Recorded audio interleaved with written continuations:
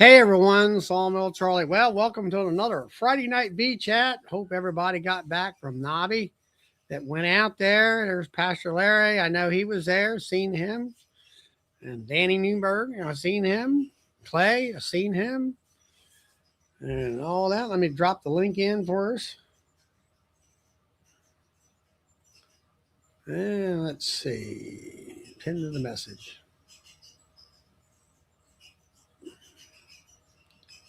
We're not. Let's see.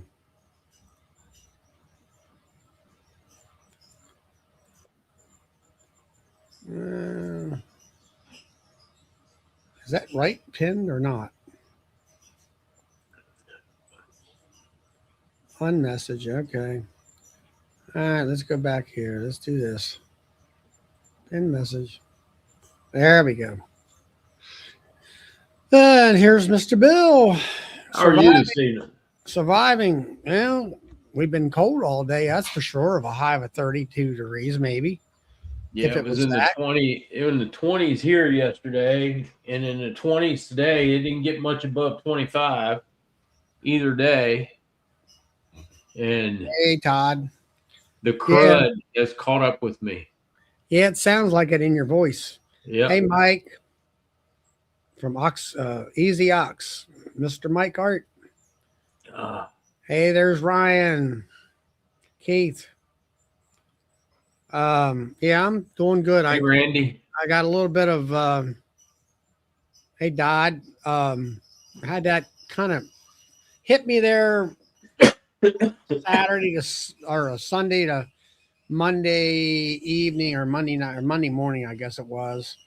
But like I say, I tell people, I said I've learned the last year or so been taking those vitamin C pills. Sure do knock. And then when I started feeling coming on, I take 2 or 3 of them a day, and it seems to knock it out pretty quick, or at least it's not as severe. But everybody's had a cold or head cold from Nobby. Big Mike, he's had it from it. I had it. Tom and Melissa have it. Yep. So we all were kind of breathing on each other, I guess, over the weekend. But we made it back, got home. Hey, Billy Lee, and all that. So something else. There's Uncle Junior. Haven't been able to.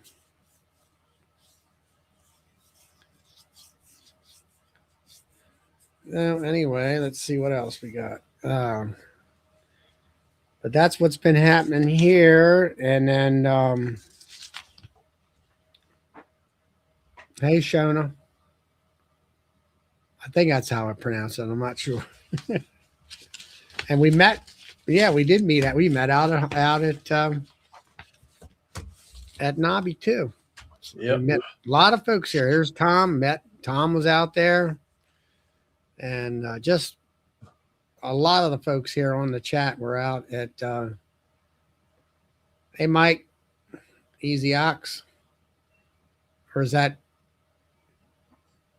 And there's Sandy and Danny, of course. It's Shona. Okay. And there's T&M. Yeah. And they're both sick, just like, and then Bill's right up with you there, Tom and Melissa. He's down in the weather too. Yep. Yeah, the Nobby cough and cold. Yeah, the Nobby crud.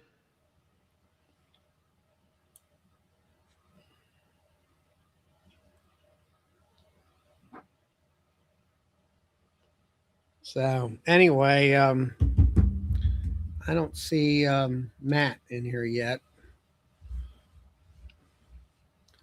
from Sandy Valley.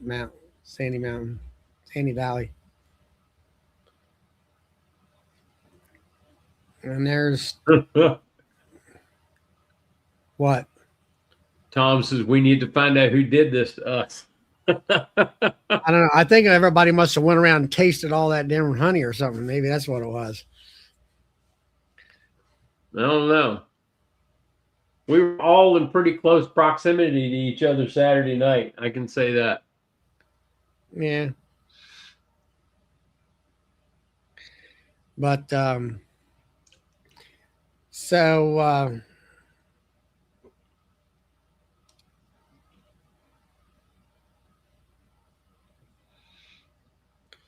well, Water Oak, I'm glad that you made it out there. I don't know whether I got to meet you or not in person. Hi, Donna. So Water Oak, where are you? Where are we at here? Water Oak Forestry and Honey. Where are you located at?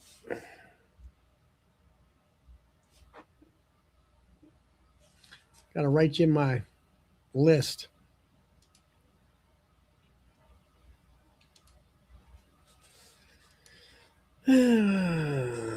Pasadena. Wow, you're not too far from my house.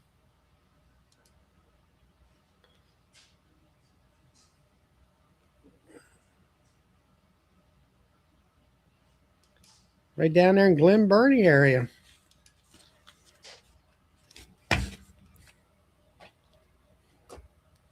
There's Mark Miller.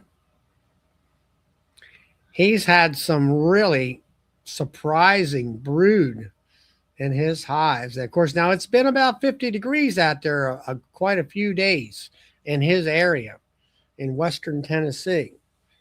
But he had patches of brood, deep frames that big of solid brood frames, and bees everywhere. Excellent. And he's been feeding Matt's fondant. Yesterday, I went out here. I know it was cold, and I got to thinking about it and all that stuff. So I plopped Matt's fondant on my hives, and I'm glad I did because I never really checked the ones underneath the coverings. I always kind of check the open ones, and I kind of found some of them, they've been burning through their stores, even though it's still January. And I put, I had one of the hives there right behind the barn. There was a patch of brood at the top of the frames, at least 7 to 8 frames wide. Already? Yeah. It's about the size of a great big clock they used to have in the schools, about 12 inches in diameter. Yeah. I mean, they weren't out of honey completely or nothing like that, but I'm like, I'm wondering how long that's going to last. Now, me and Ryan were talking the same way, and he had the same issues too down there in Southern Maryland, where he fed them up good and they're burning through the stuff big time. So I I took some of that fond. I put three cubes in, which is about 3 pounds, I guess, into a gallon bag and squashed it all out. And I cut a great big square out of it, and I just laid that thing right over top of those. And then bees were not, it was cold. I'll say 30 some degrees. Well, let me tell you something. They weren't sitting there half dormant either. They were moving. They were all over the place, flying a little bit like, hey, what are you doing here? Because we were warm before you opened this up. Put that Palin patty on there, and that one I had to put a shim on and put the insulation back. Some of my inner covers have rims, and they were big enough to where I could put a small patty in there. I put everything right on top of the bees. If some of them were down in the frames and you could see in the seams, I put them right over top the seams where they were at. So I feel better that they have direct access. Yeah. And all that, but all that stuff. But I'm finding the same thing as what Ryan Peabody got, is they're burning through the stores a lot. I mean, if I'd have waited till another 3 weeks or so, I'm not sure I'd have a bunch of dead outs through starvation. And here it is January, it's only the 16th. It's halfway through January, and we're burning through stores. Yep.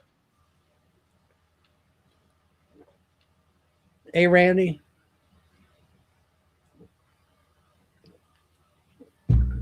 Randy was out there. Keith was out there, went out to dinner, stuff with him, I think it was. Um, well, we were all at the big Navi party, which was really wonderful. Yeah, it was. That Great. was great. It was a great venue, plenty of room. Um, 175 people there at least, maybe 150 to 175. Had a lot more vendors coming in this year. I think they found out it was a happening place, and it was free. And per se, it was free. And they brought in all kinds of door prizes. And also, we had, I think, 40 raffle or 40 door prizes and 12 raffle prizes. I know one of them was yours from your hive. Yep. Who had the funky fondant?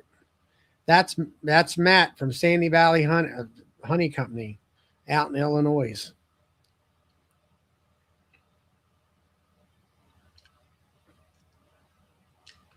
Yeah, when it costs Sandy, when you activate it, it comes in a block about 2 inches thick. That block is kind of like cheesecake. What's that? It's the fondant. It's kind of got this consistency of the cheesecake that's a hard cheesecake instead of a soft, gooey cheesecake. And then when you do it, you just take your hands and push on it, and you just kind of squeeze it down inside the bag. And it turns out it goes into this kind of it reminds me of American cheese on the grill on a burger. It isn't runny, but it's melted. And it has that same effect. It's kind of a gooey effect. Then when you cut the bag open, it's not going to pour out. It's super soft, and the bees just lick it right up.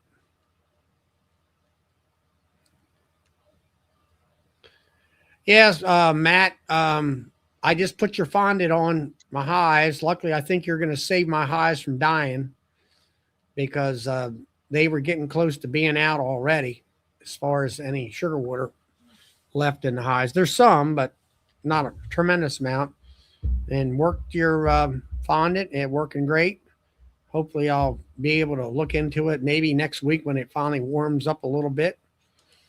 And I don't know. I might have to get some more from you. No, I'm good. Brian, I'm good. I'm not hungry. Let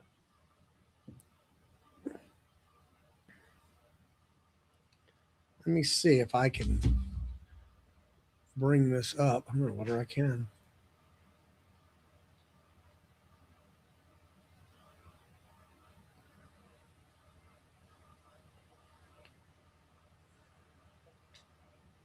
So at all my extractor prices, all of my creamer prices, and all of my bottling tank prices on the website yesterday. That's all good done. So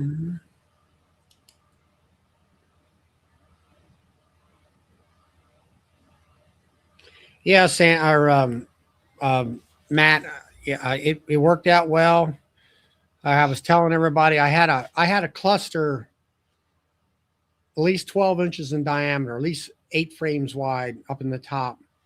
I took a gallon bag and took 3 of your small I guess they're 1 pound blocks, put them in that one bag and squished them out, and then open up basically the whole back end, and just kind of gently laid it on top of the bees, and had a shim there and all that stuff. And yeah, but Matt's definitely got a great product there. he does. I heard a lot of good stuff about it. And I don't know. I think Ryan was telling me, I think there's like 6 different additives in it. I know there's rocket fuel. I know there's pollen in there. I think maybe some Hive Alive, and I'm not sure what else, but it works. Or at least I can see what his bees are doing.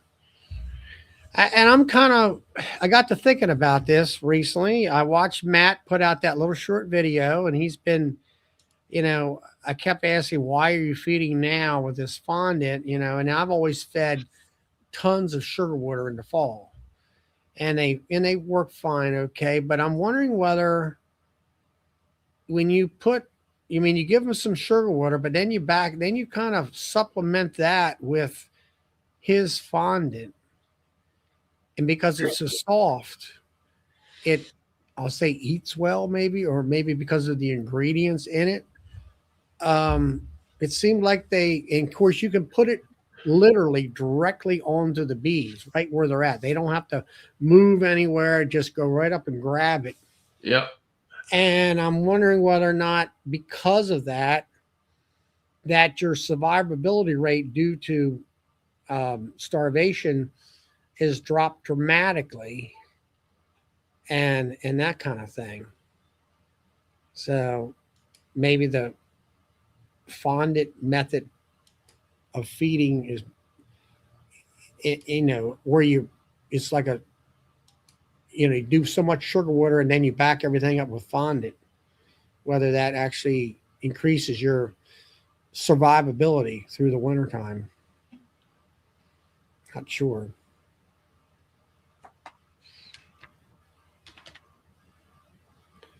So, so you got your website all updated with the new equipment and everything? Yep.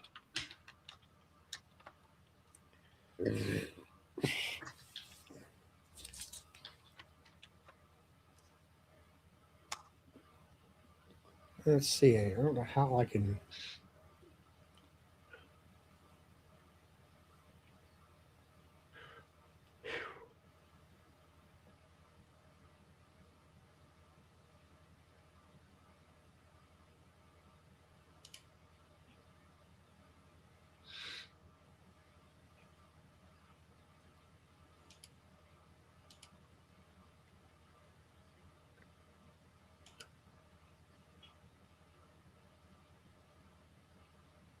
Hey, Bob.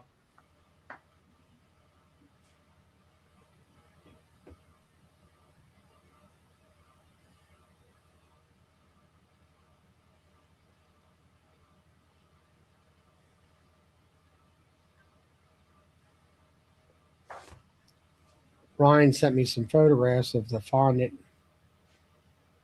um, activated.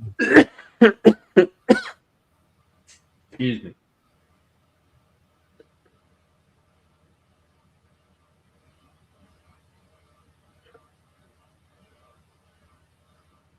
They do both, Uncle Junior.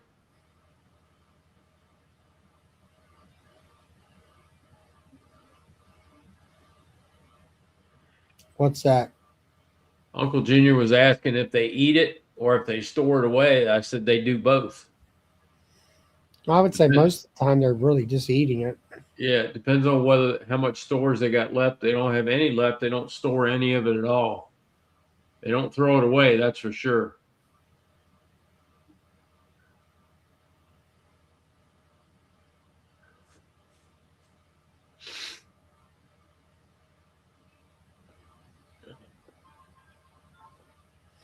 Yeah.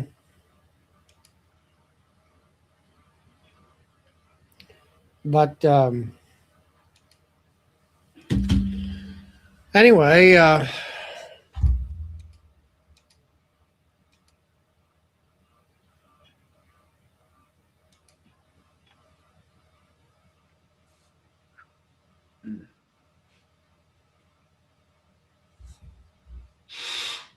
and this is nice testament of Matt. And our main goal is to help others become more sustainable. Beekeeping and is expensive. And Matt's got a good price on it. I don't know what the shipping is, but I'm sure it ain't cheap. That's for sure. But it's a good product. I mean, Yeah. just looking at but all that. So I guess your big thing is you sold out of everything at the not at the I sold out all the stainless steel that I took down there. I brought home frames and I think 6 kits, and then I bought frames and foundation from Acorn while I was there, and I brought that. I came down with 12 pallets and went home with 6. So you bought stock for the store while you were there, basically. Yeah, I did. Yeah, that saved you on shipping. It did. It saved me $600 And all on that. shipping. And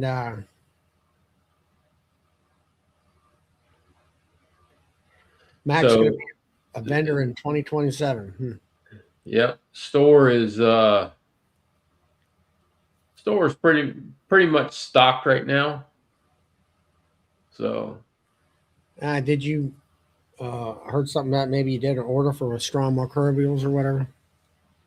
I did. I bought that was one of the half pallets I brought back. It was 4,000 pounds of bee bites and super fuel patties combined, made 2,000 pounds of each. So you got the super fuel is basically fondant with what do you call it, rocket fuel in them. Yeah, and then the bee bites is the spirulina. The bee bites are 15% protein. Protein patties. Yeah. And I won't say I was talking to John out there about it, and it's not really, there's no real pollen in there. It's just protein. Yeah, it's protein. It's other sources of protein other than pollen. And all that. So, and it's an actual nice big pollen patty. Yep. Yeah. And if anybody got confused with those, they used to have the bee bites, but they were like granola bars. They were about the size of a granola bar in a little Cellophane packet. Yeah. I know they sold them, but they were like 4% protein. I don't know whether they were first devised to be more of a testing thing. Yep. To see if the bees would accept it and how they reacted to it and what they did.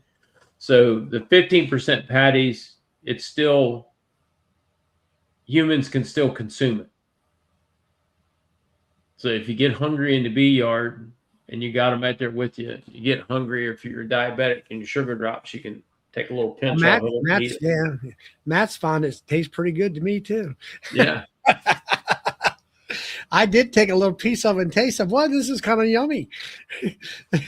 So I did talk to the owner of Strong Microbials while I was down there too, and we talked about queen nutrition and adding more protein to them and getting them up to around 20%. And they are actually looking into doing that. So they're making it's in formulation. It's in formulation right now. Yeah, but they're trying to formulate a product that will actually boost your queen per se? No, it's going to bring that protein percentage up to what you actually need to make sure that the queens are doing what they're doing, that they're get proper nutrition. So God loves them. He's eating supplements. Yeah, I do. Yeah, the spirulina patties, they're pretty good. They taste pretty good. I've never did any of that. Yeah, but, they got the inverted sugar in them, and they taste pretty good. So, well, I did look at my one hive out there that I had the 2 hives that one was a brand new queen. I gave her at least 2 pollen patties to boost her to try to get into the winter with some amount of bees. And those pollen patties were pretty much gone the last time I looked. And I went into the one hive next door to her where I threw a global patty on there just to see what they would do with it. And they weren't eating it like the one next door. The one next door was definitely wanting to make brood. The other one was like, okay, we're shutting down. We're not really worrying about it. But I went in there, opening them up to put a pollen bonded in there, and I seen just paper remnants of, of that pollen pally was left. So that, um, they ate it, whether they're eating it because of just sugar in it and all that. So, Hey, Brian, did you make it home safe and sound? I guess you did.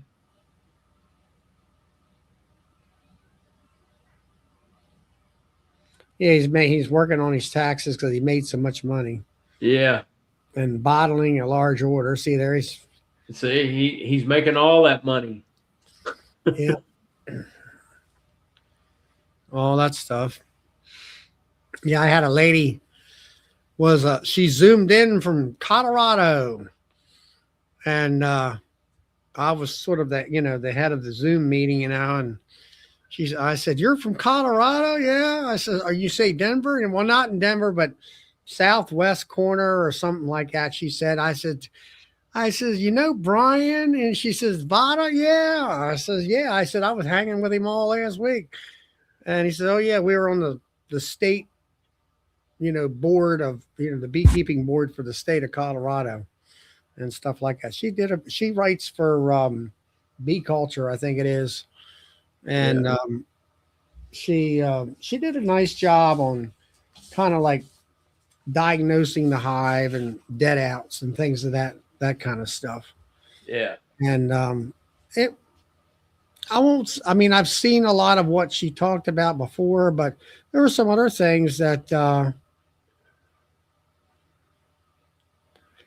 she did tell me she ran the master beekeeping. And I actually, Brian, I did impress her because she had a photograph there of wax moth webbing, and they said, would you put this back in or take it out, and she said somebody in the commercial field would just put it back in because they like to eat that webbing, the bees do. And I said, I wouldn't do it. I said, you see them little shiny things in them cells there? I said, that's pollen that's been entombed by the bees. So I said, there's something wrong there. I said, I would cut that out. I said, there's something wrong. And she says, boy, I'm impressed. I said, well, come to my show, you can be more impressed. So Keith had a good question on here a second ago. He asked if anybody else got the yearly survey from USDA on the bees and honey inquiry. If you get it this year, make sure you fill it out and send it back in, because next year is the year that they update their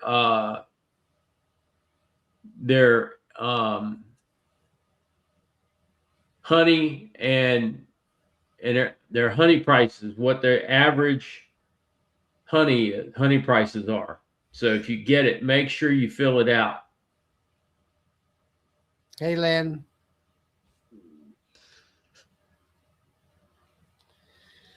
Is that for the National Honeybee Survey or? Yeah, USDA sent it.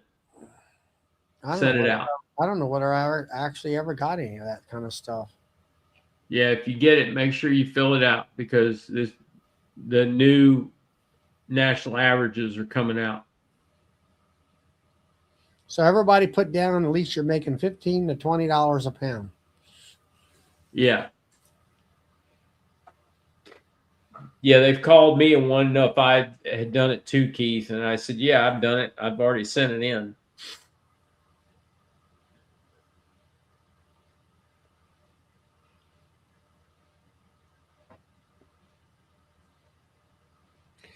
But let's see. Like I say, it's been cold.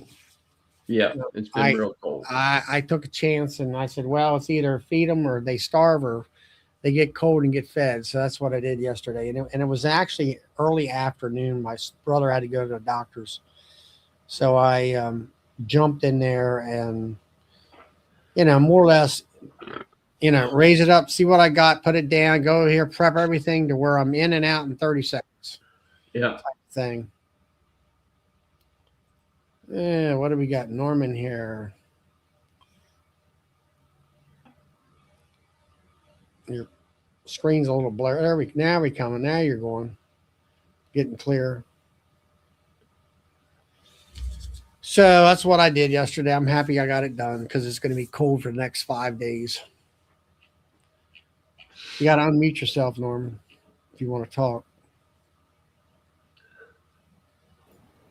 Sorry, yeah, you got to get all the controls figured out here. You got to mute the YouTube and all that. How you doing, gentlemen? All right. We're doing good. Good to I'd be see doing you. better if I felt better. We got a fancy microphone there. There you go. See, look at that magic, and now you see it. Now you don't. Yeah, that's like mine. Mine's right there. So, Yeah, it was a good. Well, I thought it was a good deal, and then I bought this microphone from Temu for my phone. That was 2 microphones for $6 plus the thing, and I'm like, oh Jesus Christ, cheap. Yeah. Cheap like nothing. so where are we at, Norman? Where are we living at? We're having a stretch of wonderful weather right now. I want to ask you guys about the show, but right now, oh my God, it's so hot and warm today. My bees were all out and just ripping around. It's like I'm up in Canada too, right? So like West Coast, like Vancouver Island. Oh, that's right, Vancouver. Okay, there we go, Norman. Vancouver Island, British Columbia. Right? There you go. Oh, you're taking notes. I have a whole list of notes. Uh-oh. I like to know where everybody's at. That way I can, talk to them and make them feel that, I try to remember everybody. So you're up in, are you snowing up there or not? Or is it? Oh, no. Oh, no. It was like 20 Celsius up here today. So like 20 Celsius. 60. What is that? 65? I'll tell you here in a minute. 20 Celsius, 68 degrees. There you go. Yeah, balmy 68. That's a good thing. Yeah, we've had 2 or 3 days so far. We're gonna have another 2 weeks of this kind of weather. And is that normal for you at this time of year? No. Very it's very unusual to get this amount of warmth at this point. But we are warmer than the rest of Canada by a lot. Like typically, we're just a little crappier than Seattle, typically. But oh man, we're having a year. I put out some of this pollen sub I've had kicking around in a container for 2 years that I haven't been able to get the bees to touch ever. They have no interest in this old Ultra Bee I've had. And as I put it out there today, and it's like, boom, they're all over it. So it's like, okay, good. Well, I mean, that's the one thing about Ultra Bee. I mean, I have Ultra Bee and I've used it over the years, and it definitely love it. Put it in a bucket and lay the bucket on its side, and they'll eat a pound of it out there in a day.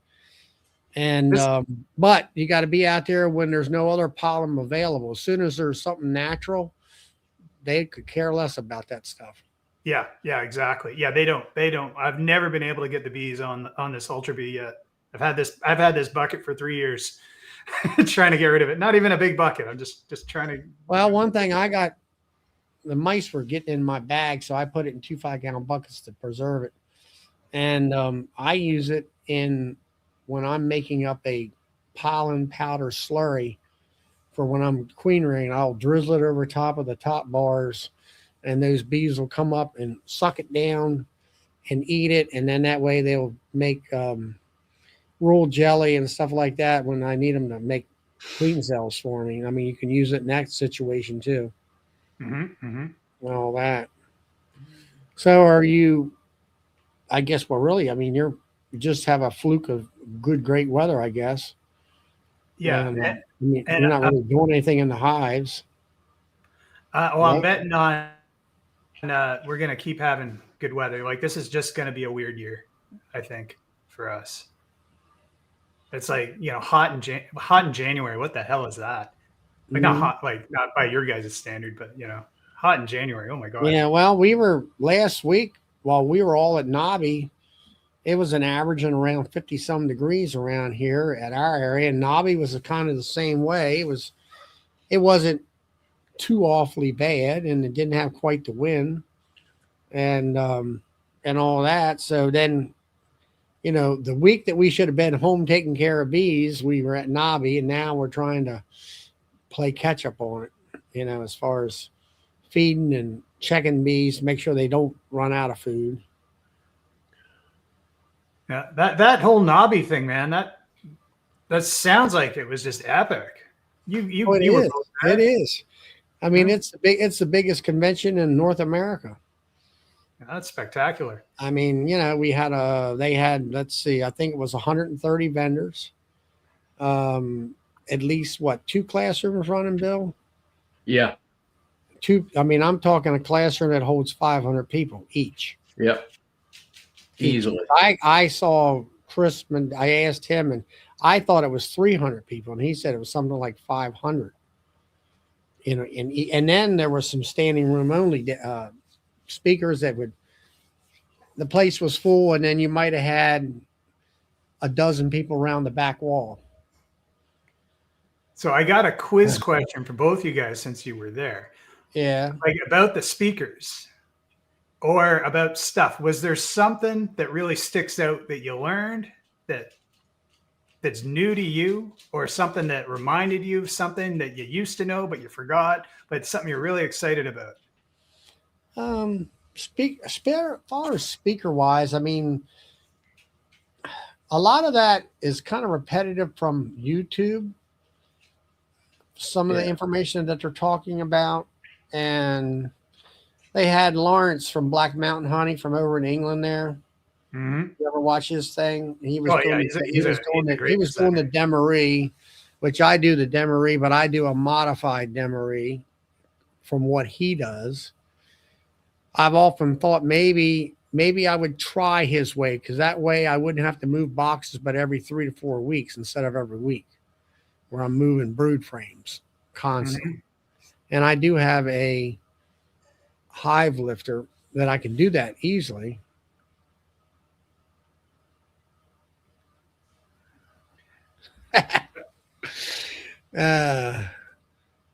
I can lick the doorknob at the expo center and not get sick. Who would have? Yes. I don't know. Everybody else came home sick. But there's in the vendor area, you'll find some innovative ideas. Some people have come up with things that are different.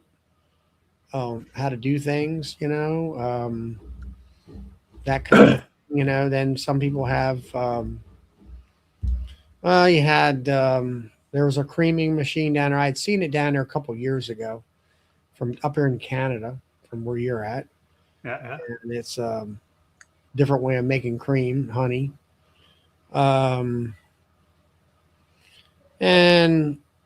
you'll have some folks do maybe some type of woodenware, like Bob Benny. He can't, it's not a new idea, but at least he was selling it more so than other people, which was, I picked up some insulated top hive covers for a friend of mine. He wanted to buy them instead of him making it himself, but he's that kind of a kid. And he bought some insulated covers and that kind of thing. Not really new, but that was just something that that I had seen on the videos, but then you got to see him in person. Mm-hmm. And that kind of, hey Matt, and that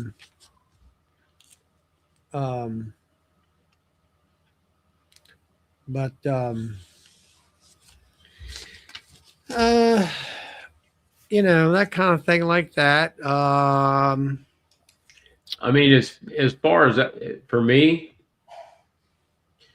I was the vendor. I could not. They don't allow vendors to go see the speakers. Really? Yep. Huh. So you pay all that ticket and they don't let you. Oh, we pay all that cost for a booth, and they want us to stay in the booth. We're not allowed to go see speakers. I think they should change that. You and me both. But then again, I agree with Charlie. A lot of the speakers are YouTube people, and it's already all been talked about on YouTube, and it's kind of rinse and repeat. Right. So, well, it is. Yeah, it is an interesting time. Like where we can watch. Anybody has the latest and greatest idea, and you just do a little bit of polish, and you can put it on the YouTube. And if it's a good idea, all of a sudden you got a million views. yeah. So Yeah. Water oak. What's your first name, Water Oak? I'll put that down on my list too. You're talking about the thermohive. Now, see, there's an idea that was brought out some 10 years ago, and it never took off because it was cooking the hive at around 104 or 5 degrees. Yep. And it took something like 30 minutes a hive or something like that, maybe an hour. Yeah, and they left off the most important thing, and that was the humidity that's needed in the hive at that temperature to kill mite. Bill, I'm gonna bookend off that, and that's an experiment I did last summer, and I didn't get good data because I didn't have enough hives or enough time to actually do it right. But I did exactly what you're basically. I use humidity to heat up a hive. To and I did it in their style, like that. I forget the name of it. It's not in front of me, so I'm not ready to present or anything. But you take the brood out, you put it in the the contraption essentially, and then you heat it up, right? Well, what I used an ultrasonic inducer kind of thing. Like it makes smoke essentially. It makes basically fog, and it also heats the water while you're at it. So what I would do is I would use this ultrasonic like fog generator to basically fill up the container and heat up the brood. Now I think I got a good result, but I didn't have enough time to do the proper due diligence on it. But yeah, because back here, I think you're right. It was about 6 or 8 months ago. Tom was on here talking about it one night, and he heats the hives up to 104, something like that, and then brings them up above 70% humidity. And he's had good luck doing that as far as the mite treatments go. So this takes it to the next level. Basically, the whole time, the whole hive is getting heated up. It's being heated up by like basically fog. It's like whatever temperature, and that's the thing too, is like you can control your temperature a lot better with it because you gotta, like water in air, you have a lot more of a cushion. So it's really easy to overheat air, but to overheat fog, it's a lot denser, right? Yeah, exactly. So I don't know. I was pretty excited about that last year, but yeah, I couldn't chase. I was so busy in the yard and all that. But yeah, I think you're exactly right. Yeah, I mean, it only stands to reason that if you heat the hive and you apply the humidity, that the mites can't take a lot of humidity. That's documented. And they can't take a lot of heat. So if you combine the two, it stands to reason that it's going to kill them. And on top of that, even if you ended up with a bunch of bees in there, the bees can't even do anything about it. It's like, like one of those, I've never been to Texas, but I heard there's like, sometimes there's like, 100% humidity on the coast and it's 100 degrees and like just people just die. And like, nothing works. You can't do anything to cool off. Right. So it's similar to that. There's nothing they can't flap their wings. They can't cool it off. Right. They can't do anything about it. I don't know. Maybe we should do some science if we got time. I won't have any time, Bill.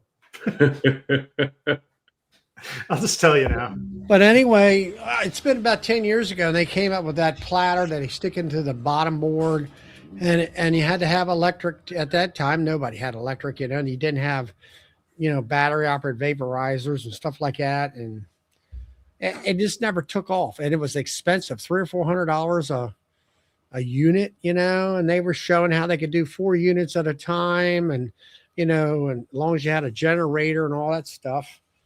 Mhm. And never took off. Actually, I was at a bee meeting. It was a picnic a couple years ago, 2 or 3 years ago. And some guy had retired or passed away, and he had them things. They went for peanuts, like $10. Yeah. Now they're kind of coming out with it again with maybe a different version or a different company and stuff. Yeah, there's a guy who he basically makes like a beehive refrigerator, like metal sides. I've seen that. I think I saw he went to Australia at one point or something and did a big presentation, a big YouTube thing. I saw that. Now over in Australia right now, I've watched some videos over there. Their idea of it is, I actually talked to somebody from over there on another chat, where they take the frames out of the hive and put in this thing, and they treat them, that guy with heat and all that. But their mite loads over there, within 2 weeks, they're right back, because they're, the mites are like totally out of control. They're not, what would you say? They're not, their bees are not used to the mites yet and stuff like that. Hey, Rick, and all that. So Lawrence had one in Europe where you put the brood frames in a oven to kill the mites. Yeah, I believe that's what it was, Tom Robson. Yeah, that's the one over there in Australia. Very labor intensive, I think. It is, but if it works. But I mean, they don't have the products that we have. The guy was telling us that they brought in a certain amount of products over there in that country from Aprivar or whatever, Formic Pro. But the legislature, they're dumb. They know nothing about bees. And they're like, well, you can't just have 2 products. You got to have other products because you can rotate them and all that stuff. Trying to educate the politicians in order to bring this stuff under an emergency bill is what they were trying to do it. And that kind of stuff. Yeah. People, backyard scientists have to be allowed to do the science. If they can't do the science, we're never going to find a solution to this. One day someone's either going to figure out, the technique to get rid of it, or they're going to breed the super bee, or something's going to happen. Yep. But, we have to have the opportunity to do such things. But that's, the basis of what I tried to do this year. And that was the other problem with it. With my frames and all that, my hives were pretty monstrous this year. So yeah, exactly what you're saying. It's like, I would, basically it'd be a 10 frame, essentially double deep container that, I'd heat up using the ultrasonic fog thing, and, having heat in there. And then when I'm putting my brood frames into this thing, problem was that all my hives had so much freaking capped brood that I wasn't making any progress. It's like every time I ran the damn thing, it's like I could do like a hive and a half sort of thing. It was horrible. It was great. It's a good problem to have, but yeah, it was tough. That's the benefit of that thing. If you can do 5 hives at once or something, you got something. But if you got 8 frames of brood. Yeah. I don't know. I mean, I'm used to, I'm doing right there. Mike there, he'll take care of you there, of Easy Ox. 5-pound bucket of oxalic acid. And he's got these extended strips. As soon as they get passed by the EPA, they just got to wait they screwed them over on their paperwork, and they admitted it to him. And as soon as they get the paperwork in hand, then they can put the 4 grams per brood box on their label. And and then in the meantime, he'll get these new strips out that he's got, which are way better than Vena Pharma stuff. Mm-hmm. They sit on top of the frames, and yeah, JW, I got myself another new shirt. I went out to the store and bought several of them. Hey, my buddy's in here. What are you doing, JW? But Mike's got he's been working with what's his name, Greg Rogers down there about the type of material and how to place it and whatever else goes along with that, and got these strips with these holes in it that lets the bees go up through the strips so they can rub their bodies on the strips and stuff. And it's going to be, you can keep them in your hive for 90 days, and you can put them in there in the springtime while you got supers on, because that's all legal now. Hey, Brad, and all that. And it's going to be great as soon as he get them approved. And then he's got him in satchels, little the silvery looking covered stuff, like Formic Pro comes in. He's got 4 strips in each satchel, which is one satchel is good for one hive. And let's say you buy a box of 20 of them. If you don't need all 20 of them, they're good because they're still sealed, and you can hold them over till the next year. I believe I heard that the shelf life was from date of manufacturing to 3 years, I think it is. So you should be good to go as far as, getting a quantity of them. So that's all should be coming along pretty soon. As soon as they do, I'll get Mike and the rest of his crowd on the show here, and he can talk about it, give everybody an update and all that. We're just waiting on EPA and that garbage. Yeah. Yep. So, I mean, like you said, he's been approved 4 grams per brood box, but you can't tell anybody that until you get the paperwork. So you have that label. Till you have the certificate on the wall. Well, he could just sell them in 2s, and all of us, fools on. Oh, the he can do that now. He's selling, 2 at a time. selling bags of it. And, it's marked what was the old label. It's all good.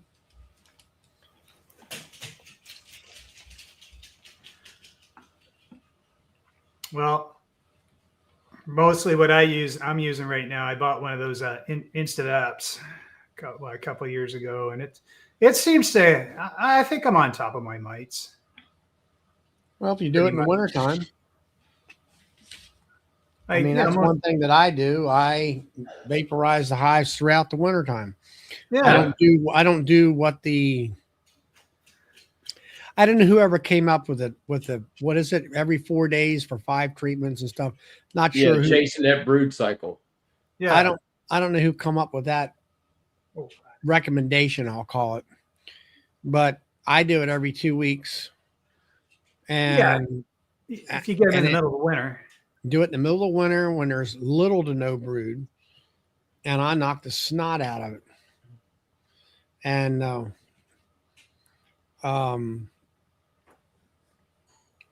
as far as that was one thing I did this year was I did April Guard in July and August. I did Formic Pro in September.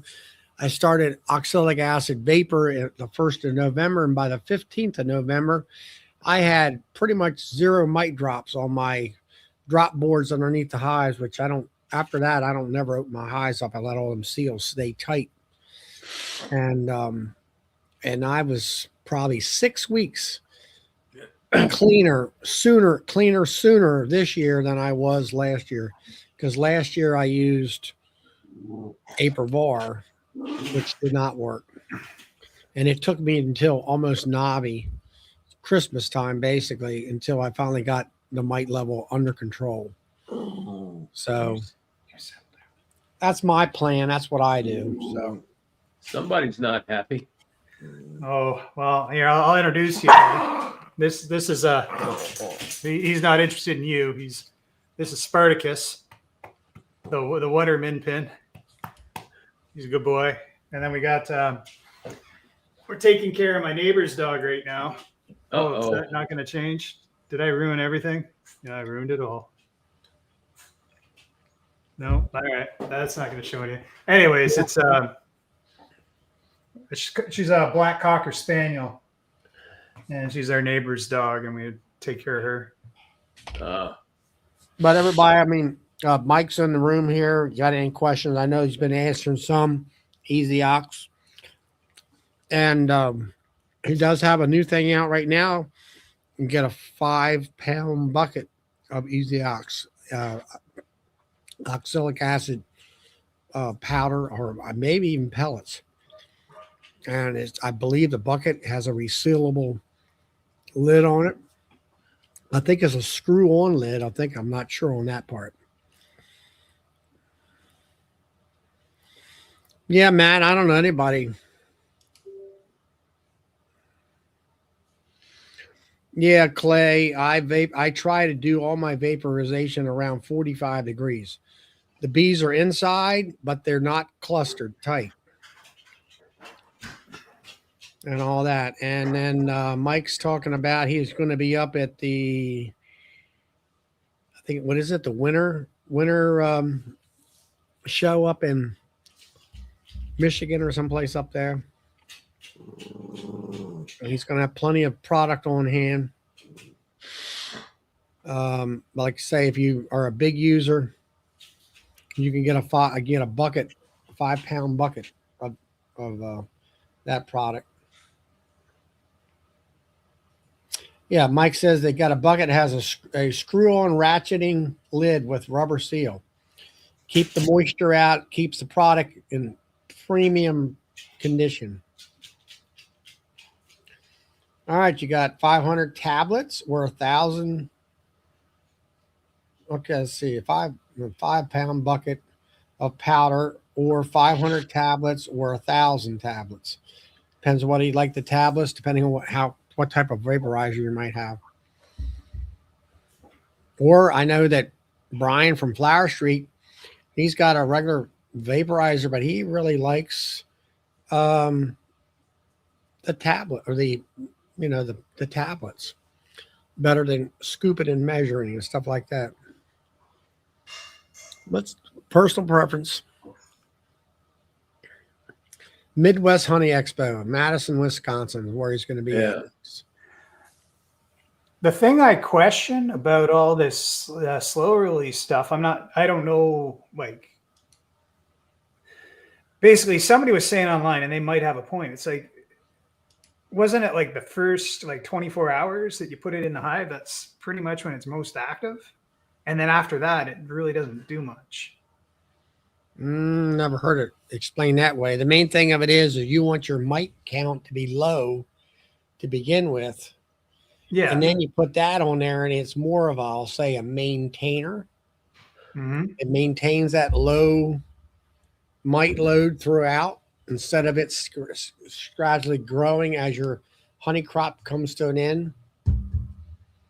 That's where most new beekeepers, I think, miss it, is the fact that like the chat that I was before was a 1-year guy, and he's saying he did it here and did it there.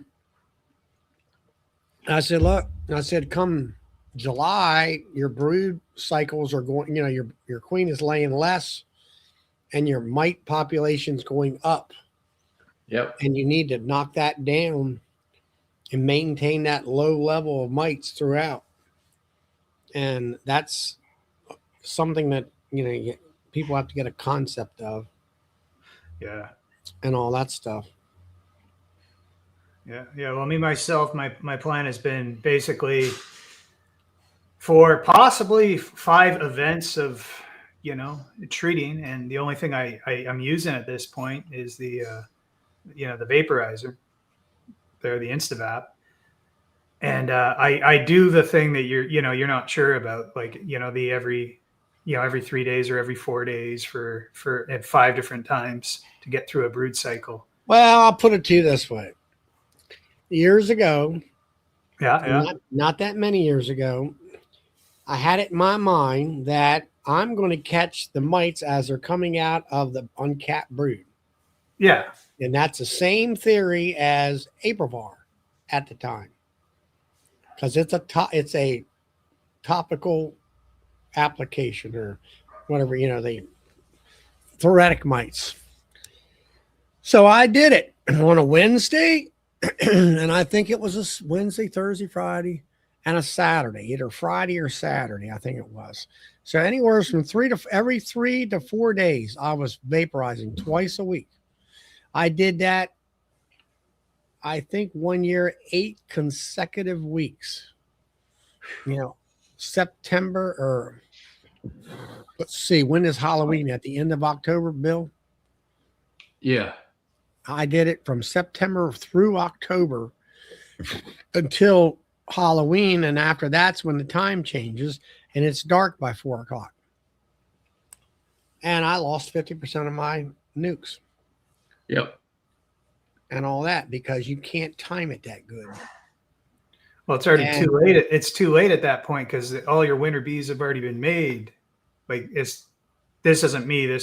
I'm just parroting YouTube people at this point. All right, here's what you want to talk about. Here, Mike's talking about it.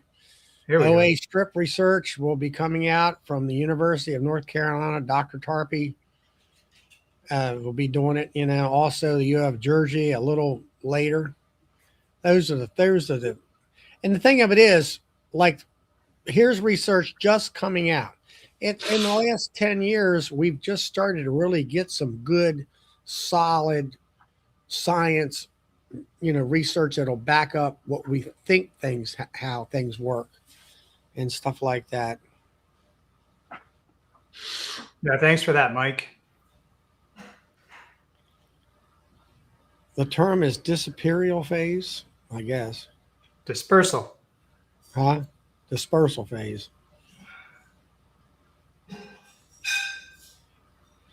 So, you have to kind of look at all that stuff. So then when I started the way I started, that happened. So then that's when Formic Pro kind of started. And I started, okay, let me try this stuff again. It's not as, what would you say, as Mite Away Quick Strips was a lot more stronger, Yep. The first, blast of vapor for the first 4 days was a lot more harsher than what Formic Pro is. Formic Pro they didn't change the formulation. They changed the way it works. It works over time better now than the Mite Away Quick Strips did. Right. And it also has a longer shelf life. Yeah. And I think it's that's 2-year shelf life instead of a 1-year shelf life. Right. But so even after it expires, you've got 6 months. Yeah, and I've had it. It's expired, but it gets juicy after that too. Yeah, it does. After about 6 months, it gets juicy. Does it juice up, or it doesn't wear down? Yeah, it gets kind of, some stuff when it gets old, it gets brittle. This you can tell that the acid in it is starting to come out of the pad, and it gets kind of slimy, juicy. Yeah. So anyway, I did it that way, and then at first you used to be I started out where you only did mite treatments in September. Yeah. And then it was like, okay, do multiple mite treatments. So then I started, had OA coming out. I was doing that in the fall. And then I did Formic Pro, and I did Aprivar before that. Now the Aprivar is no good. So now I'm doing Apriguard, which really works well. But it also shuts your queen down, which I found out this year. And and I think what it was, I talked to one of the rep down there for Apriguard, and I said, look, and it was like I would do a week's dose, and then I'd be too damn hot the next week. So I was extending those weeks way out there. I think I was doing, instead of 4 weeks, about 6 weeks or more. And So I shut the queen down for a long period of time is what I figured I did. So this next coming year, I'm just going to put in 25 grams. And I asked him, I said, how about if it's 95 degrees for 25 grams? He said they should be fine. Small amount like that. And they will take it out of that hive quicker with a small amount. I did see that. There was a lot of times if you had 35 or more grams, there was a bit of a powdery residue, where the other way the card was completely gone, and usually gone within 3 days. So yeah, that's the thing. Like, how quick do these things burn through? And then you got the drama of the vaporizer, man. Like, or the InstaVape, man. Like, it's so dramatic. All the smoke and. Well, you're not supposed to. You're supposed to. It's like, you feel like you're doing when you something. come to my hives are tight. You don't see but a wisp coming out. You might say 5% coming out. The front is blocked up. I put it through the rear end hole that I drilled. My bottom board has 4 wedges that hold that coroplast tight up against the screen bottom board, if you have that type of a bottom. And pretty much that's it. I mean, it keeps 95% of that vapor inside. And all. So it's not, if you see a lot of smoke, you're just wasting your time and your money. The way I see it. But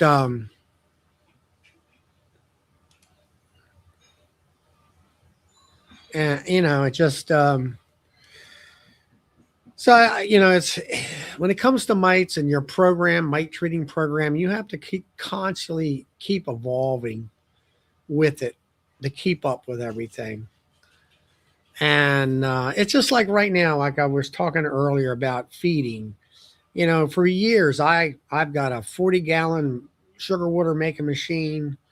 I'm making 40 gallons of 2-to-1. I put it in a tank in the back of my truck. I go out there, I pump it off on top of top hive feeders for them to drink it down fast.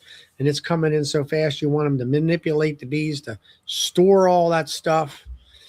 And this year I had to back off on that because of not having enough brood area for the queen to lay. And then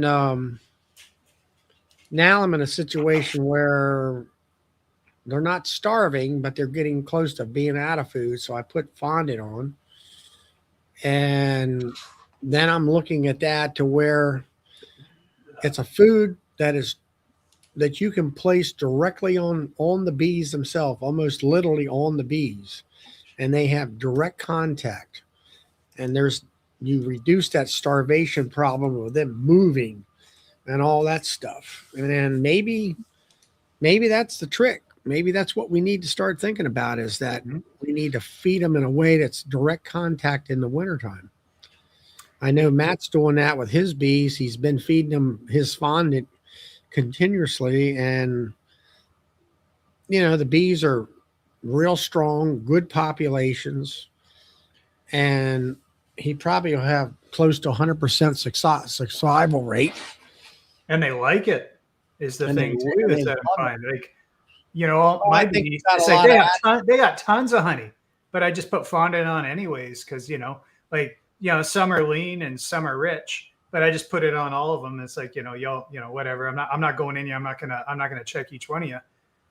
But they're all going through the fondant. It's like they're skipping the honey. They're going straight to the fondant. I always say it's the icing of the cake they're eating. Yeah, pretty much. So I don't know. I'm wondering whether that feeding your bees in that way is that a higher survival rate and that kind of stuff. Yeah, and what Clay is talking about there, believe it or not, OA is natural compared. Oh, I misread that. I thought he was talking about natural things, but no, he said, and believe it or not, OA is natural compared to a lot of options. Yes, sir, you are correct. But I thought he was going along about fondant being and feeding bees not being natural. But I don't think there's anything we're doing that's natural anymore. There was a guy on another chat talking about, he didn't feed and all, and I'm not going to go there and try to argue the point he's wrong or right. But, You can do that. It's just harder. well, I kind of look at it this way. I mean, my argument to that is you got that dog on your lap there. You're going to let that dog go out and try to find a rabbit to kill or something else, or are you going to feed it dog food, He's very good at catching rabbits, but I'd really rather he didn't. Well, I don't know. That's that natural mentality, which, I don't know. It just sometimes it just doesn't work that way anymore. Well, the comparison I can make, like I bought a couple of nukes off another, producer nukes up local to me this year. And basically what I need, like last year I had, and it had to do with yeah, I'm sure there was diseases involved, but really what it came down to, I had a fundamental problem with my hive design. And they were these ones. This isn't this year, this was last year. And this was my problem. I have heavily insulated hives. And I only had this tiny little entrance, which is about the size of, 1.5 inch tube, essentially. And I thought that would work. It didn't work. It wasn't enough airflow for them. They weren't happy. And now basically it's just my hives now. I wish I had a picture easy right now. I could pop it out. But, and instead of that, I have, pretty much a standard bottom board that's modified for the hive bodies for the deep bodies that I have. But it's wide open in the front, and they're all wide open in the front. So, all the heat goes up, and they have, if they want to pump air out of it, it's super wide in the bottom, and they're all happy. Yeah, but you had a hole, 1.5-inch hole, and I know where you got that from. You can read all these books out there that, the side of the tree, it was that they measured, Sealy and all them measured about 1.5 inches, and they can guard it, and they can do this, and they can do that, and whatever. But it's in a tree that's 3 or 4 inches thick. So the insulation factor there is phenomenal. Well, that's the thing. That's what you're looking at there. That's polyiso. That's 2.5 inches of polyiso. That's probably R15 at least. But it's not the insulation that's the problem. It's the airflow that's the problem. That's also just because of I don't have gaskets, but just the tapes and materials I'm using in between them, it's airtight. There's no air. Yeah. So, I mean, sound like to me, and like me out there right now, I have the normal, it's summertime, it's wide open most of the time. Mm-hmm. And then the other, like right now, I got entrance reducers that have about a 4-inch wide gap, maybe. Hey, Mike. But the thing is, in that, if you close it down like that, you're going to have gaps in your hive in different spots. Like all your woodware, it's not completely Minnesota tight. Mike wants to know how you clean the dead bees out.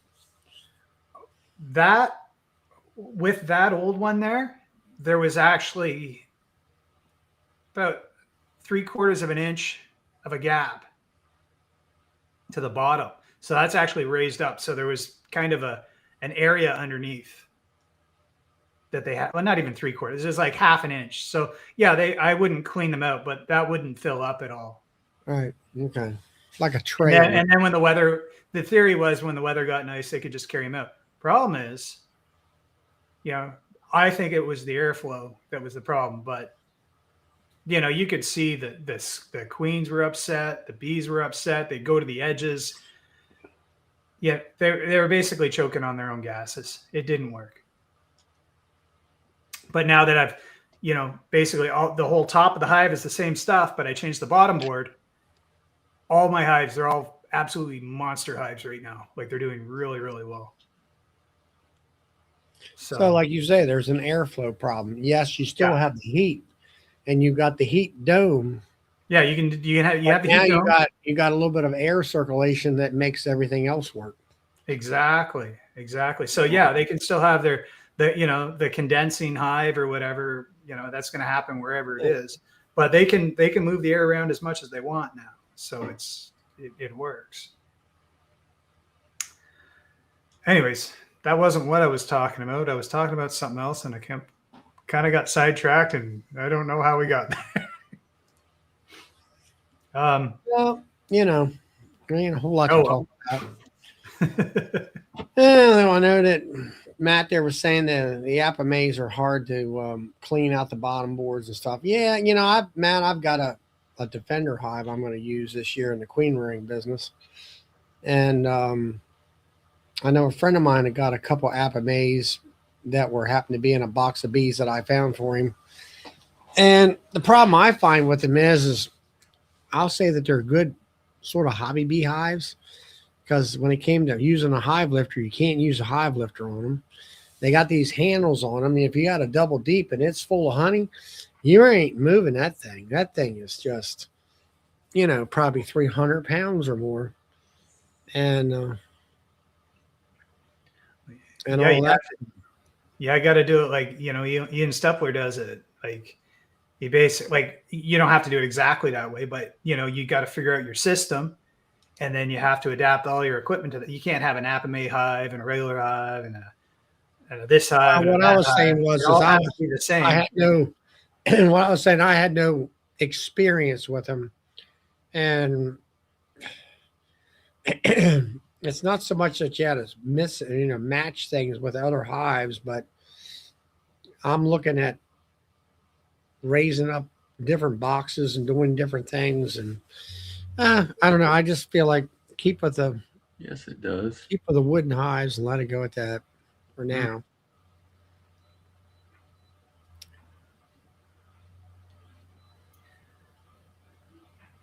All that, yeah, you can clean them out with that. Or I had 1 year at Hive Life or Nobby. They had what's it called? Be Smart products. They had that thing. It looked like a big long blue hook.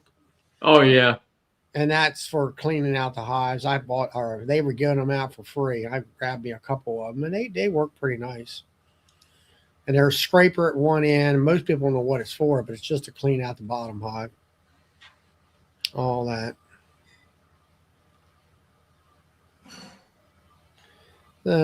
But the Fender hive, it's a 4-way queen rearing outfit. I bought half frames from Michael at 21st Bees, and it looks like it's going to do a good job with that. I love what those guys are doing, man. That's really cool. Those 21st Bees guys. Yeah, Michael must be tired. He's not on here tonight. I know he was on the show. I guess it was last night. He took home a lot of stuff. And all.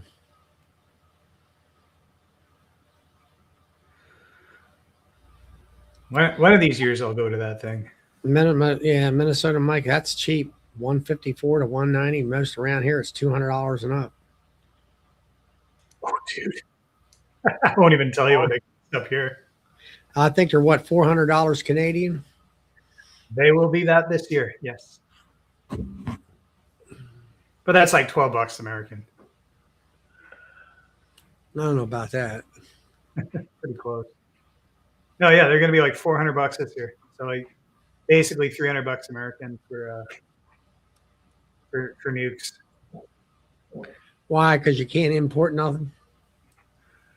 Well, we can't import nukes. We can import packages from New Zealand. Yeah. There's a weird packages Ian bring in tubes instead of in boxes. The ones I've got in the past, yeah, it's a box, but and it's got the screen around it and the feed in it. And, they give you 1.5 kilograms of bees or 1 kilogram of bees, and off you go. Yeah, Brandon, that's carpet. That's the cheap way of doing a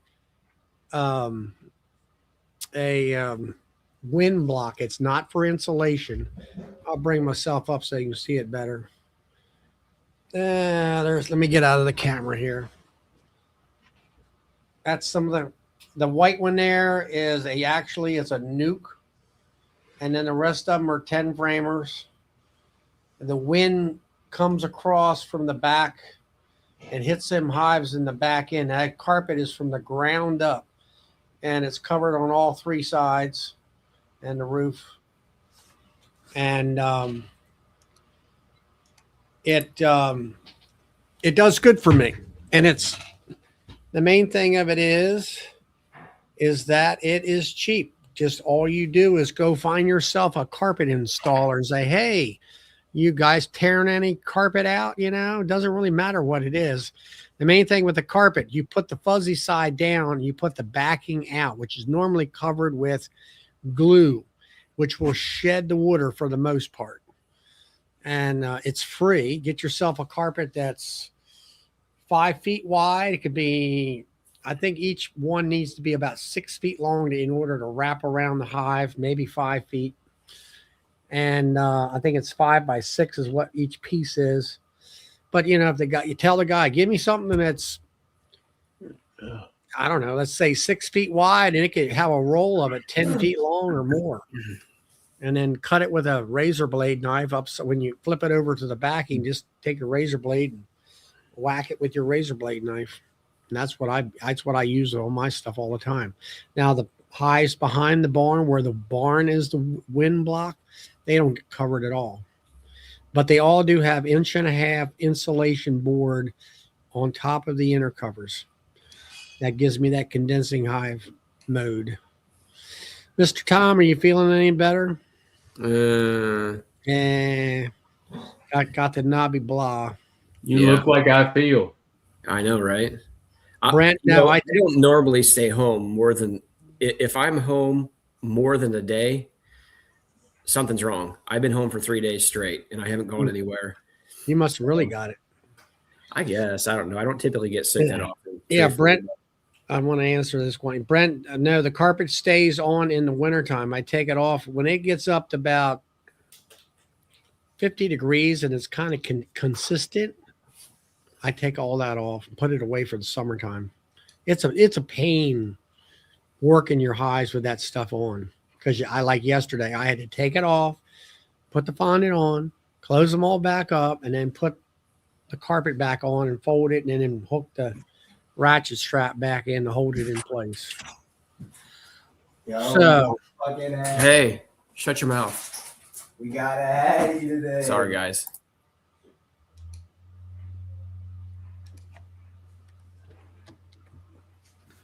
So anyway,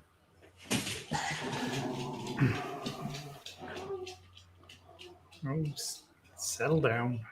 what's that? Norm? Yeah, I sold through. Talking to the dog. Hey, Charlie, I wanted to show Matt Morris. Go ahead.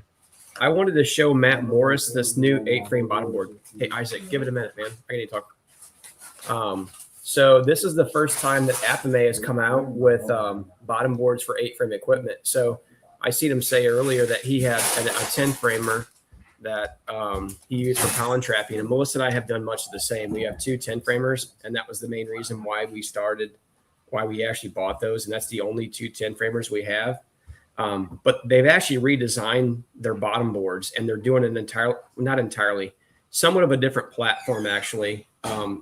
So I'll try to explain it a little bit, but actually, because I've been home and not doing much, honestly, Fred Dunn put out a good video today or yesterday that talks about the Apame and the new design that they're going to do. He does it with Gorhut, I think, actually. Yeah. So that it clips in there. So before, if I can get it open. He has a lock in it. Oh, I just locked it. Okay. So this thing just slides in the front of this. So this is your bottom board with the pollen trap in there. And if you can see the 2 holes that are along the front down here, which sit low, they obviously have to crawl through the bottom of there and come up through here, which then drops the pollen in the 2-part tray that you have here. This would be the tray that you pull out with the pollen and stuff on it, obviously. Here, bear with me. So you can take that out when you get pollen on it. which I thought the whole idea was really cool. It simplifies it. So, I mean, if you want to, you can screw your box to it. I never really did. Never really seen much to the point, honestly, but whatever. If you have bears in your area or something, probably wise. But so when you slide this on, let me see if I can do this and show it. So when you slide this on and open these up, those holes right here, Yeah. they line up with these right here. So the bees don't come in up here on top. They come in through the bottom. Okay. So when you have it open like this, you're actually pollen trapping. If you don't want to pollen trap, you can close it up and you can open them up here or here. I mean, all the way if you want to. And the entrances are now further up here and along the side right here, which actually has a little ramp. You can see the ramp for them to come up on top of it. So they're completely bypassing this whole pollen trapping system, which I think is kind of genius, truthfully. So again, and if you want to actually move, hives or whatever, you can just close them up like this. I mean, you'll have a little bit of ventilation, not a ton, but you can close the whole thing up if you need to move them. Again, or if you get some robbing, you can close them all the way down. So you kind of have it's a ambidextrous system, really. So I don't know. I just thought this was cool. I thought that Matt had said before that he was using 8-frame, just like what we're doing.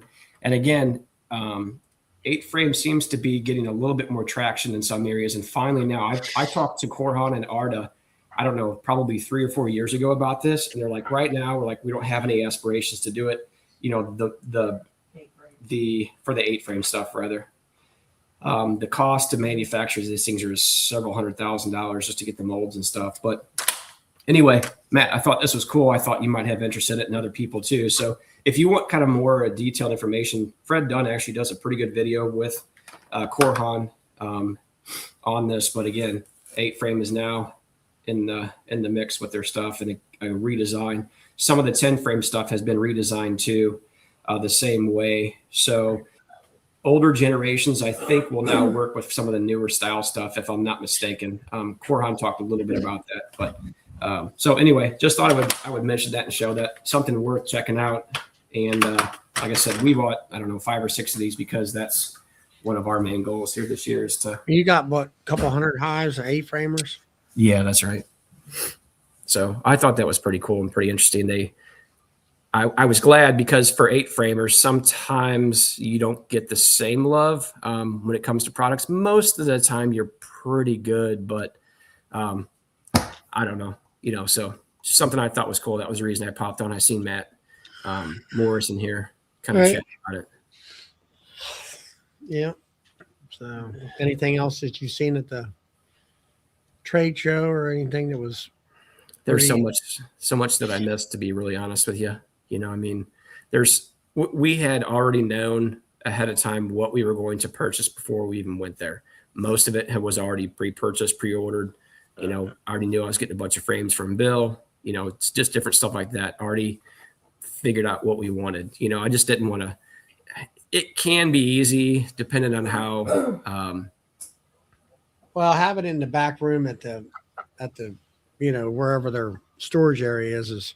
And at the end of the day, go back there and just load up and instead of, I thought everything worked pretty well this year. Truthfully, I think those guys really did a fabulous job, on getting people in, getting people out. Same thing with, all the attendees. You mentioned it the other night, Charlie. The spaces were wider in between the rows. Yeah, a lot of people thought it was like less crowded or like there wasn't that many people there, and I kind of had that same visual thought too as you're looking down the hallways. Well, doesn't seem like there's many people here, but maybe because of the width of the aisleways, and then you had probably 1,000 people in classrooms. If Chris said they're like 500 seat classrooms.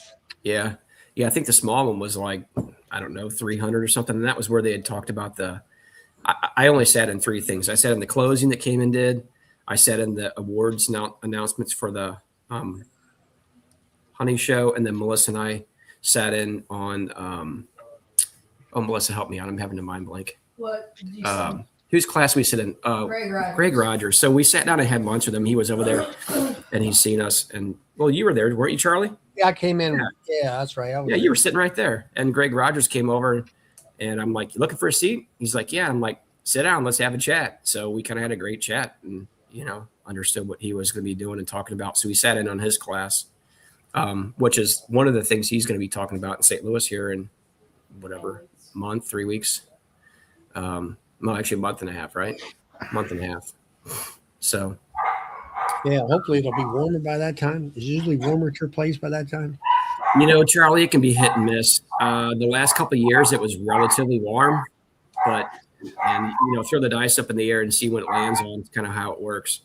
February can be hit and miss. So hard to say.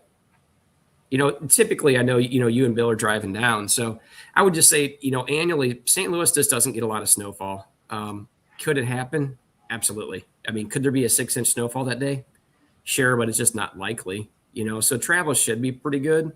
You guys might have more travel coming from the north, than or kind of northeast than you would down here in St. Louis. So praying for good weather and hope for the best in that regard. Well, I mean, coming home, I left at 6 and there was some spit and snow and a little bit of glazy ice at the McDonald's parking lot at breakfast, and got out to the mountain area there. And I'll say it was snow in the air, but it never stuck to the roads, and you really didn't see it falling and hitting the roads. It was just kind of like hanging in the air. And I got through the mountains were basically no problems whatsoever. The roads were wet. And then there was one mountain that had a little bit of slush that they were plowing it off. And I just went by the snow plow, like he was like, no, nothing to it. And then the farther we got into, see you, Rick. Good to see you, buddy. I'm sure you're in Florida right now. Got down below, into Virginia, and there was, the skies started getting bluer and clearer and everything was doing great. Now, you talking about on your travel home? Huh? Are you referring to your travel home? Travel home, yeah. Oh, did you guys get any snow today? No. No? Bill, did you get any? No, we're supposed to get some tonight. So tomorrow morning. I might get something Saturday night maybe or something like that. I went outside and just took a picture of the front of my house. So there's the street in front of my house. It's perfectly in my driveway over here on this side, perfectly dry, and it was just above freezing right now. But it's that little bit of layer of snow that's fallen in my yard in the grassy areas. We had some big snowflakes falling here just a little bit ago, and I think Shauna was in here, and I was asking her because I think she's forgive me, Shauna. South and west of me. Yeah, I got to meet Shona. Oh, did you? Mm-hmm. Yeah, I had to ask her how to pronounce her name. Oh my gosh, I don't think I did. Holy cow, I've met so many people. Shauna, if you're still in here, I don't think you and I actually met or spoke. And if we did, please forgive me. Holy cow, my mind was had a lot going on, Dodd says he's getting flurries. So yeah, Dodd's west and a little bit south of me too. He's getting flurries. Shauna, still snowing but not sticking. I forgot too, Charlie. Somebody else that was sitting right there with us. Holy cow, my memory is just shot. Was Brian? Yeah, he was sitting right there with us. Yeah, that was a good conversation. Just kind of. I don't know about you, but my feet were absolutely tired by that time, and I really wasn't even super hungry. But Melissa, she has to eat. So we sat down and I'm like, don't buy a bunch of food. I don't want to have to mortgage the house before we get home, right? It wasn't the cost of the products we bought. It was the food you purchased. Yeah. She said that's Highland Honey is Shona. She said that didn't think you guys. That was one of the things that I did. I have a pair of tennis shoes on, and they're relatively new shoes, and my feet were kind of tired and burning and whatever you want to call it. And I'm like, I had thought about bringing my Red Wing work boots, and when I wear them, they have a really good arch support and stuff in them. And that's what I'm gonna wear now. I'm gonna wear them because at the end of the day, I feel just fine. Mm-hmm. One thing that I've done in the past for years is I used to wear a lot of Red Wing boots until they started getting really, really proud of themselves. I know they're expensive. $300 for a pair of boots. And as long as it lasted me 2 that's years, what I say. I was okay with it because I valued the comfort. I also bought, and I don't know if you've ever used them, Charlie. To my knowledge, I think they still have them. Is the moldable insoles that you put inside your boots and you put them in the Yeah, oven. you know how much them Yeah. suckers cost now? I don't. They're like much? 80 something. They used to be $40, and I Yep. thought that was bad. Now they're like $80 for them. They're the best inner sole they Oh, yeah. got, Yeah. and they're worth it. And really, if you got a pair of boots, if you change them out about every 6 months, because I've got like a high arch, they really work great. They do. They were really comfortable. They, again, I valued that comfort because when you're on them 12 plus hours a day, but they started getting too rich for me. And I think the quality went down and I said, forget it. What are you wearing now? I just wear Merrell hiking boots. Okay, there's this another. You see them on advertised now. The bun boot, I think it's called. Oh, bunt workwear. Yeah. Bun. Yeah, they don't have a good reputation. Okay. I have some Carolinas when I have to put actual work boots on. That's about as bad as all these homesteaders are selling or hawking. What's it called? Camel mill socks. Hmm. And I'm like 26. What was it? $8 a pair for socks. Some kind of wool. I don't know. It wasn't like sheep's wool. It was something else. And I'm like, I don't think so. Well, you can It's replace them alpaca for wool. It's Huh? alpaca. It's alpaca. alpaca wool. Is that what it is? Yeah, they are very, very warm and very, very comfortable. Well, maybe I don't know. They said they're good for 10 years. They'll replace them. If you get a hole, send them back and they'll give you a new Yep. pair. So Westcliff's in here. He lives out there at the base of the San Cristo Mountains, kind of just south of Bryan, Nevada. And we stayed out there. There's a gal that owns the Airbnb that we stayed at, which was an absolute gorgeous place. She shears alpacas. Isn't that right, Melissa? Yeah, shearing is up. Yeah. And then I didn't get any socks, but I got a really nice throw blanket. Anytime any of the kids grab it, I grab it. I pulled away from them, tell them to get their own. Yep. Now, Clay Cook says they're $20 a pair for socks, and they're great. So I don't know. I think I'd Yeah, have they to are. try. They are. I'd have to wonderful. try them all. I don't know. Me and wool normally is they're sticky, make me itch. I'm actually hot right now. See that? There you go. And there's a fine woman for you to keep you. Yeah. She takes care Yep. of them. She's taking care of you, Tom. That's I'm right. You making fun can't of if them you is can what I'm find doing. one that good, you keep her. That's right. Exactly. She's a good You one. need I to poke give fun at her her. a hard time. How about you, Loma Vista? Are you sick too, like all these other sickies? No, sir. I think I'm the only one so far that I've I heard. tell you, That's I tell you, them stink bugs are antiviral. It'll take one- What was it? I heard somebody eating one of them things. this The older guys that always get sick. I'm fine. I'm not- this gentleman right here, he had, I don't know how, I must have seen about 10 stink bugs the whole time I was there. There was one in his truck. I had my feet on and they were all over the place. Well, then JW one night, he just takes one and pops it in his mouth. No, it was that hat that you were wearing down there, Todd. That's what protected you. It rolled right off. Yep. No, you know what? I take pretty high doses of vitamin D3, and since I stayed at a Marriott, I could say that even though I'm not a doctor, about 3 weeks before the show, I started taking 10,000 units a day. And what was it? You say vitamin what? D3, D as in dog. And what's that do for you? That boosts your immune system. I More feel like than vitamin JW's C got a does. joke queued up for you, Todd, right now. I want to hear it. Now, Todd, is that different than just regular D? Well, you have to take D3. There's a thing called D2. Don't take D2. It won't. That's it a won't work. bulldozer. I had one of them. Yeah.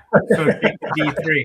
But you know what? Earlier, when I was driving home, I heard you talk about taking the vitamin C. Yep.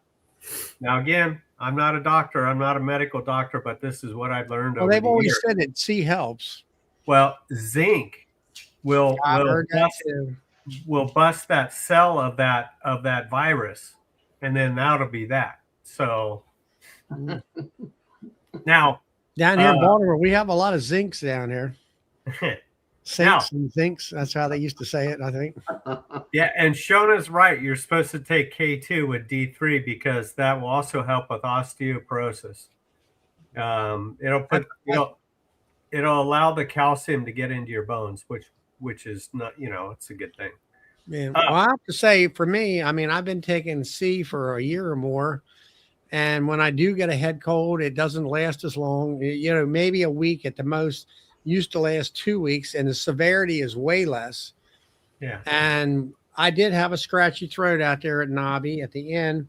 So I started taking C like twice and 3 times a day, and it seems to knock it right out for me. So, I on the 3-hour flight home from Dallas, there had to be a 50 or 60 coffin heads on that plane, and I thought for sure I was going to get it. what do we I got tried here? some of that. Annie's Hives, cherry amaretto jam. I I tried was some of wondering, that. That did was good. JW get any of that? I tried to steal one of them. He had 2 of them. I tried to take one, but he caught me. I actually bought this for him and forgot to give it to him. Well, Thank you. I'll take it, save it. I I love will. it. See you in February. So hopefully I didn't jinx myself for the EMBA meeting. I'm But I telling you, dodged all the germs over there somehow. I don't know how. it's because you sanitize your hands every 5 minutes. No, I didn't. I really did not. I only did it that one time in the van after I got off the plane, and that was it. I'm gonna say this about all this stuff, folks. There's an anti-bug for every bug. All you Yeah. gotta do is figure out what it is and eat one a day. Yeah, you're right. You are right. There is an anti-bug for every bug out there. Yep, you're right. Do you like to put salt on your stink bugs, or you just eat them plain? Oh man, He'll eat, No he'll eat it comment. anyway. you can. I've eaten a lot of bugs in my time. Now, one more thing, and then I'll be quiet. So, Charlie, you were talking a while ago about Apagard and 25-gram dose, and I forgot who you were talking to. I was talking to the manufacturer at Nobby. Okay, well, I just from my experience and using it over and over, if it's anywhere above 88 degrees, I don't use it, even 25-gram dose. But you can learn for yourself about what it'll do to your hives when it's 90 plus. I mean, See, that's my concern is I did not put it on when it was 90 plus this year. ask, I heard Greg Burns had a problem with it at 25-gram dose. So ask him, maybe it might've been 12.5 grams. So I think he was putting it in nukes, 12.5 grams, and that's on the label. Oh, Burns. Yeah. He was telling me that he Yeah. put it in like that real small dose and it made all of them scon and everything Yeah. else. Yeah. So I learned my lesson. That's all I'm going to say is I'll use 25 grams. No, I'm always that's why I like these chats is I like to get experience and opinions across the board. I'll take everybody in and kind of come up with my own. And I mean, you're out in California, you're out there where it's 105 degrees. I would die if I was out there 105, 10 degrees, where it's just like I don't know, Brad up in Manitoba. He'll talk about like us around here. Like today was 32 degrees. Oh, it's a heat wave for him because he's like minus 40 below zero. Yeah. You think that's cold to him. It's kind of what you get, what your body, I guess, what gets used to and all that stuff. I'd also say about the humidity thing that you brought up last year. I don't, even at 88 degrees and then you factor in the heat factor, I don't think that has much to do with anything at that temperature. But when you're at like 95 or something like that and you have high humidity, it'll probably do something. But I think humidity plays a part. Big factor. I do too, but I think high humidity intensifies. I do too, but when it's in the 90s, I don't think anything below 90 is really going to be that detrimental when you put Apiguard on. But again, I don't deal with it. It's dry as a bone out here. It's a desert, so. I want to throw my 2 cents into that. What it would be is if things are overheating and it's dry, then they can basically turn water into water vapor and cool themselves off. Mm-hmm. And if you have high humidity, that completely blocks that. So they lose the ability to cool themselves off. So if they're too hot and the humidity is high, there's no relief valve anymore. Well, the reason why I was talking about humidity and Apiguard is because I think that humidity knocks down the off gas of Apiguard until a certain point. So if it's above, this for you, Norman, if it's above 31, then I won't use it because I think that, like your point, they're hot. They'll lose their ability to cool. But if it's 34, and like Charlie's, it's 34 and humid, which for everybody else out there, it's 93, 94 degrees. I think the humidity is detrimental to them. Yeah, that's just my feeling. That's my thought. And again, I don't deal with humidity. So, and then another thing is let's say about like the heat, best to put that kind of stuff on in the evenings before sunset. That way you got the whole night, a whole night for that to do its thing, and it's not hot. So, anyway. But anyway, that's all I had on the drive home, and then cooking. And I'm glad that you had fun. I'm glad I got to meet you in person finally, Todd. That was really. I didn't really get to talk to you. You were so busy. So I know. And then I asked Melissa, about you coming to the hibachi grill. He said, he's already on the airplane. I'm like, what? Yeah. Joey dropped me off at the airport about I think 5 o'clock, 4 o'clock, 4:15, something like that. Yeah. I flew out of there like at 6, I think. So. Yeah. So, we'll have to get together next year, and you're going to be at NBA, so we'll be in good shape. Yep. I bought my tickets, made my hotel reservations. Yeah. So I'll see. Tom, JW, you going to be there? Yeah, okay. Yes, he'll be there. Well, just keep that stink bug necklace out of my vision. That's all I got. Hey, I don't think you want to do that, because if you tell him not to do something, it's going to happen. You realize that, right? That's why I'm hoping he just takes a needle and thread and strings up a bunch of stink bugs and ties it around his neck. That doggone Nobby's cost me a big bunch of money. I had to buy another storage bin, box, store all my junk. Yeah, Roy, I will see what we can do there. Hey, Charlie, I know the rep for Vita Health. He actually was just at our club Tuesday night. I had him in. They're actually the company. Vita Health actually owns Apiguard, Viroxan, BT 402, and there's another product that I can't remember now. I don't think it's Amatraz. I want to say Fumagellin, but I could be wrong, so please don't quote me on that. I think they also have the what is it called? The bee gym or something like that. Some groovy looking thing. Don't they make the mite wash, the yellow cup? They make a blue one.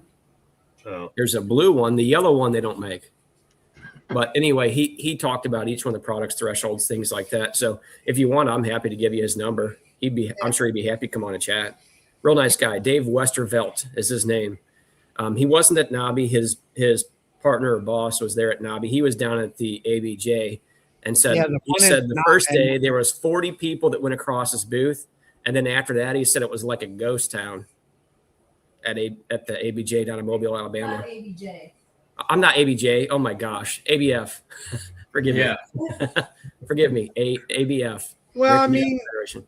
it just, you know, I don't know. I mean, I know that Brian here, Flower Street, he went down there, I think it was last year as on a grant.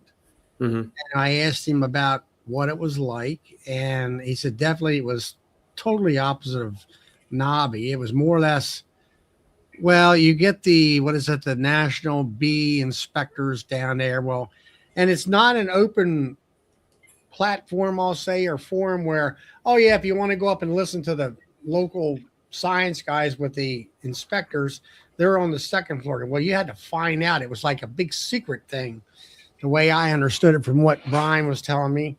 And then you had the groupies over here that were all commercial. They're not going to talk to, let's say, a sideliner per se, unless they kind of know you. And I don't know. It just, there was no camaraderie there amongst the different levels of beekeepers, from what I gather from what I've heard and all that. It's just like, well, Brian was down there in Florida, and that was the American honey producers. My friend Lloyd was there, and I think they had a speaker or two per day, mostly science stuff. Not so much hands-on. And he was saying the main topic those guys were down there, which were all commercial, is they were looking, you know, when they talked about ELAP being, you know, getting free money from the government, the place was standing room only. You know, it's just a different focus, I guess you would call it. And all Corporate that. welfare. Huh? I said corporate welfare. There you go. Yeah, well, I guess what I'm getting at is the what would you say, down there, like Brian was talking about sales. Well, they're looking to sell pallets of product, pallets of Aprivar, Aprigard, whatever. Where in Nobby, it's, you know, a tub of Aprigard, or, you know, a 10 pack of this or a 20 pack of that kind of stuff. So it's just this. They're never going to have the crowd, because let's face it, there's a handful of commercial guys, and then there's 10,000 backyard beekeepers, sideliners. They're the ones that are buying a lot of product. You know, when it comes to people wanting to sell stuff. I talked to the guy at, like you say, at being a farmer, and he had an accent. I presume he was from overseas or something like that, over in Europe. But he agreed with what I said. I should go to ABF next year, I guess. I'll probably be bored out of my mind. I'll probably, after the first day, I'll be probably, well, let's get the heck out of here. Ain't nothing here for me. You know. Yeah, we got lucky to have a Nobby format. I mean, you know, I'm lucky. I mean, I'm excited to go to Eastern Missouri Beekeepers Conference that Tom and Melissa are a big part of. Or is that more or less a Tom and Melissa conference? Nope, it's a team effort. Yeah, it sounded like to me you're the Ramrodders. You're the ones that got it together. But well, I mean, you have to understand the positions that we're in. There's certain things that some of the other board members wouldn't be as involved in. You know, so I'm the program coordinator. That's kind of my job. You know, Melissa's now the president of the association. She carries obviously a critical and a big part. Now she's finally got to be the real boss. I mean, she was the boss before, you know. So is your name second on the marquee? what do you think, Mr. Todd? What's that? I don't think it's first.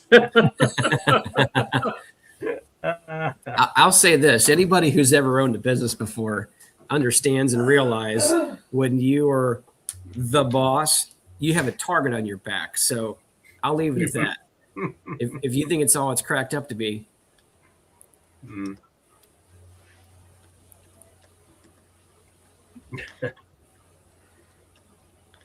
But I'm just reading some of the comments there.